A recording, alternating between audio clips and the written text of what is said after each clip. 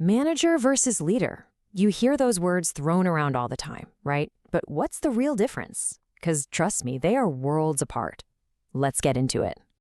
And maybe the bigger question is, which one are you? Figuring this out could literally change the game for how you work with people and, actually get stuff done. All right, first up, the core distinction.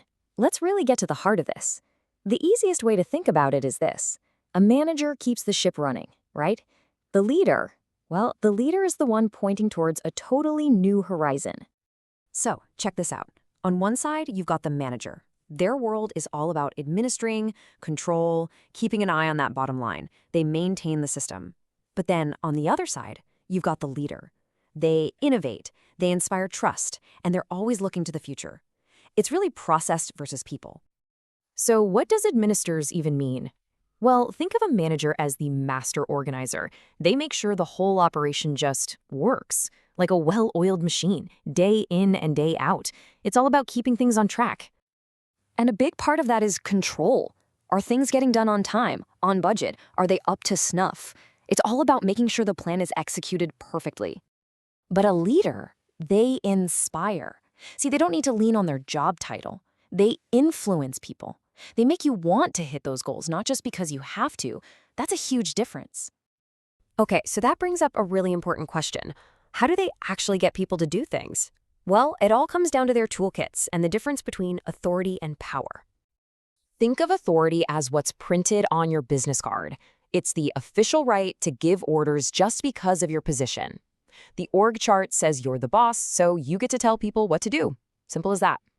But power, power is a whole different beast. Power isn't the right to give an order, it's the ability to see it through.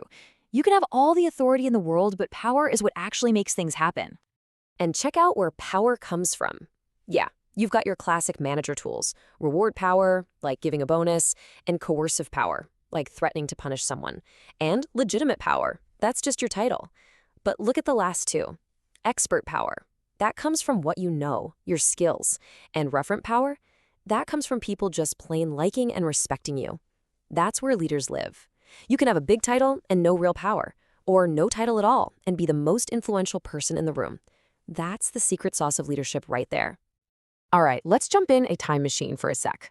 To really get why this stuff matters today, we gotta look at the old school playbook, where our ideas of management even came from. So back in the day, guys like Frederick Taylor saw work as a science experiment. The goal was pure, ruthless efficiency. Step 1, find the single best way to do a job. Step 2, find the perfect person for it. Step 3, give them super detailed instructions. Step 4, managers plan, workers do. And the big assumption behind it all, that money was the only thing that made people tick. But here's the thing, people aren't machines, and that's why this whole cogs in a wheel idea just doesn't fly anymore. So let's fast forward to today. We know that old school, rigid playbook is out. Being a modern manager is way, way more complicated. And this chart here, it nails it. A modern manager is basically a professional juggler. You're constantly switching hats. 1 minute, you're a figurehead, the next you're a spokesperson. Then you're a negotiator. It's this non-stop balancing act between your people, the information flowing around, and, actually making decisions. Okay, so if it's such a crazy balancing act, how in the world are you supposed to pull it off? Well, thankfully, there's a really simple, really powerful framework for this. Let's talk about your leadership balance. First up, you've got to focus on the task. Pretty straightforward, right? What's the goal? What's the plan? Who's doing what? This is the what that needs to be done. Next, you've got to focus on the group. This is all about the team. Are people communicating? Is there good team spirit? Are they motivated? This is the we part of the equation. And finally, and this is so important, you have to focus on the individual. Every single person on the team. Are you coaching them, helping them develop their skills, recognizing what makes them awesome? This is all about helping each person level up. And here's the magic.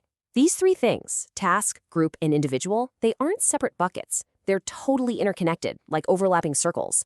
Being a great leader isn't about being perfect at one of them. It's about constantly adjusting and balancing the needs of all three. That's the real work. So here's the one thing I want you to take away. Ask yourself this question right now. Which of these three areas needs your focus today? Is it the task, the group as a whole, or is there one individual who needs your attention? Figuring that out, well, that's where leadership really begins.